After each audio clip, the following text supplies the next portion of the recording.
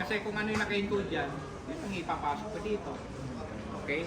So, I will take this as final result. So, wala nang changes. Maski bandang uli, sasabihin nyo, hindi, maski alamin mo yung isang player, ganito ang result niyan, the opposite. Ayaw na namin ng gano'n, baka mamaya may connivance pa doon, diba? May nag-aabol ng score. Diba? Kung ano nandito, yun na yun. Okay, understood na? Kasi sa tagal ko na nag-arbiter, may mga nangyari ganun pa rin.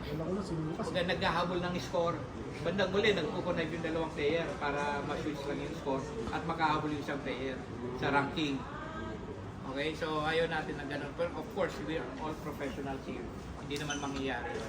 Pero of course, sinasabi ko lang yung nag-experience ko rin in the past. This is nangyayari yan, lalo na sa mga money game, yung mga may mga category prizes.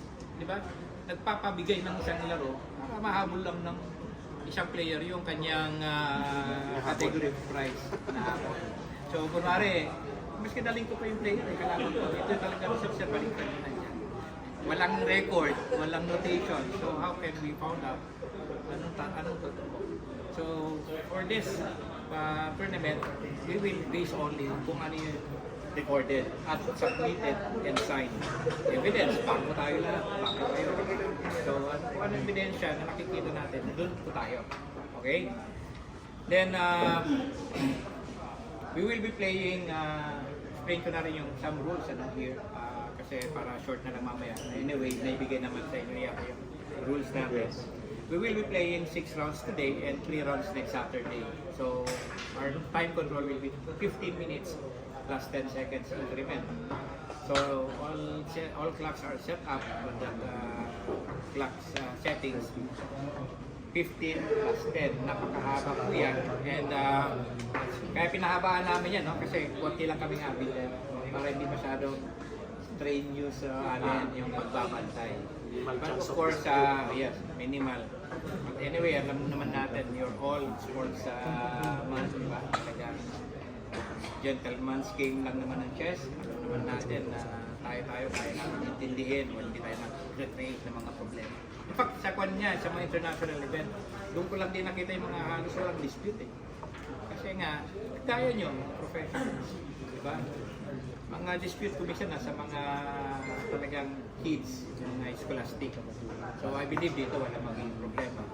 And rest assured, sabi ko nga din sa mga technical rules na kailangan natin desisyonan, maasahan na maging tama magiging result. And yan, we will be pairing yung each round based doon sa ating Swiss manager. Yun ang ating official Swiss pairing program, Swiss manager. So I believe wala nang contest doon. And ang pairing natin based doon sa match point. So 2 for the match game, with 3-1 sa game. So 2 ang match point ng isang team. So it's 2-1-0. So it will be of course recorded yung game points kasi that will be part of the tie break. So 2-1-0, then game points, then yung tie break nga is so direct match points, game points, direct encounter, blue goals, and most number of boards, most boards wins. So yun yung mga tie break natin. With regards sa illegal move, I believe sino ba na-involve sir ba siya dito sa illegal move? Kasi mayroon yung dispute lang. May hindi, banggitin ko lang din yung case, no? Kasi para patuto tayo lahat. Kasi, pero of course, first, sabihin ko muna ano yung mga illegal moves. Kasi ang illegal moves in rapid chess, sa first offense, mayroong additional 1 minute to the opponent. Alam naman natin sa mga naglalaro ng matagal, di ba? 1 minute lang. And on the second illegal move, forfeiture of the game. Okay?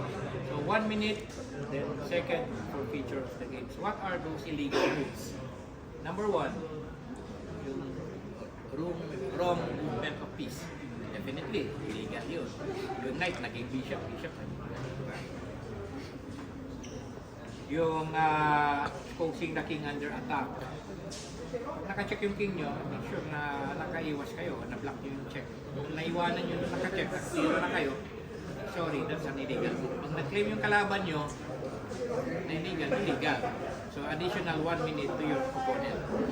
Pag nakita ng arbiter yun, kami, maski hindi nag-claim yung arbiter yung player, we can also say that that's an illegal move. Okay? So pwede kami mag-claim. Pero of course, hindi namin nababantayan lahat. Okay? So sana may mag-claim kayo kung may claim. Capturing the king is also an illegal move. 1990s, pwede pa, no? Panahon ni Ferdy, pwede mo. Using two hands in executing a move. So, pag-casting, dalawang kamay. Pag-capture, dalawang kamay. So, illegal yun. Phone promotion, dalawang kamay. That's illegal. Okay? Pressing the clock without a move. Ano yun? Ano ba yun? Illegal ba yun? Punch ka lang? Type ko lang i-punch eh. Sure, Type mo lang, di ba? Type mo lang mag-punch. That's an illegal move. Doon, the phone promotion without replacing the phone. So, pag hindi mo napalitan yung phone, nag-punch ka ng clock, that's also an illegal move. Pero sa following move doon, papalitan nyo ng queen. Automatic queen niya. Okay, so hindi siya manantay na po. Actually, nagpa-prepare ako ng mga phone eh. So, when you raise lang kayo ng kamay, pag alam mo may mga ganong malapit na promotion, magdadala kami ng mga phone dyan. Ay, ng queen. Okay. Kung gusto nyo na, magdadala kami ng 9. Kabayo, yo. Diba? Promotion, kabayo. Gagawin ko pag wala pa. Can we post the clock, Ricky? Baka gano'n lang pala. Yun. Okay. Post na lang. Pwede yun. Yes. Pero may pa-promote ka na talaga. May po-post na 3 square pa. Post mo na. One move away, parang. Okay, so those are the illegal moves. Actually, dun sa mga illegal moves na yun na sinabi ko, if you will analyze those illegal moves, masasagot yung yung concern yung last year. Doon pa lang kung na-discuss yung illegal moves na yun, yung naging concern kung sino man yung involved lang siya sa case na yun. Doon pa lang, solve na Solve na. Totoo yun. Di ba? So wala kailangan na kibitchers dito na sabi ni nanonood, sabi ni yung mga nanonood. Kasi ayaw namin na gano'n na kami arbiters is magbabase kami doon sa sabi ni nanonood na player, sabi ni coach, sabi ni ayaw namin na gano'n. So we will just rely on what is on the board. Okay? So in that case, yung last year, kayang i-decisionan based doon sa rules and regulations. So hindi nakikita. Nakuha mo na siya, nabasa mo ito, kaya na kagad para decisionan yun, na wala na dapat conflict. Okay? Kung sino man yung involved last year. Kasi, sino ba na nakakalam nun? Wala. Alas wala yata dito. Hindi ko nasabihin. Pero hindi rin Hindi, I mean, yung mga nakakalam ng case na yun. Okay? Okay, so kanina, nabanggit ko na yung mga team members namin, and the appeals committee are headed by Sir Roland, si Sir Lab, si Sir Emmanuel, si Sir Randy Sigara, and then si Mike Garcito, si Mike, yan. So sila yung ating appeals committee, nagtrabaho na sila kanina. So, pina-resolve natin yung unang concern natin. And, what else? So, we will be playing 6 rounds, 3 rounds by next Saturday. Then, after the 9 rounds of the rapid chess, we will be playing Blitz individual tournament. No? Mayroon na rin akong listahan. Initially, nilagay ko muna kayo lahat doon.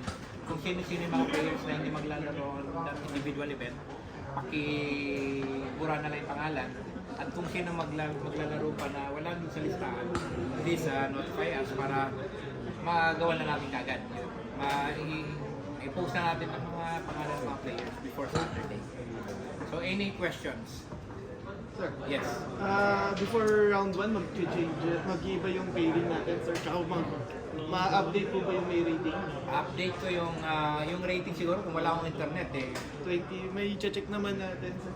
27. Sige, bigyan nyo ako ng Kasi rating. magpapalit ng Baka seeding. Yung seeding. Ay, oo. Baka yung sa seeding. Hindi, sa individual kasi this time, ginamit ko rapid chess. average yan eh. Yung sa Blitz naman, ibang rating nun eh. Yung dito, definitely, kung may rating yung dinagdag nyo ng player, baka magbabago yung seeding. Ayun, sa BPI kasi may... Baka magbabago rin yung kwan. Sinasabi niya siguro BPI. Mataas masyado ang rating. Jobert, ba't zero kasi ang rating mo? Kasi di ba may mga Maapektuhan yung susunod na... Hirap pick-up player yun. 213. Ha? 213. Ano yan?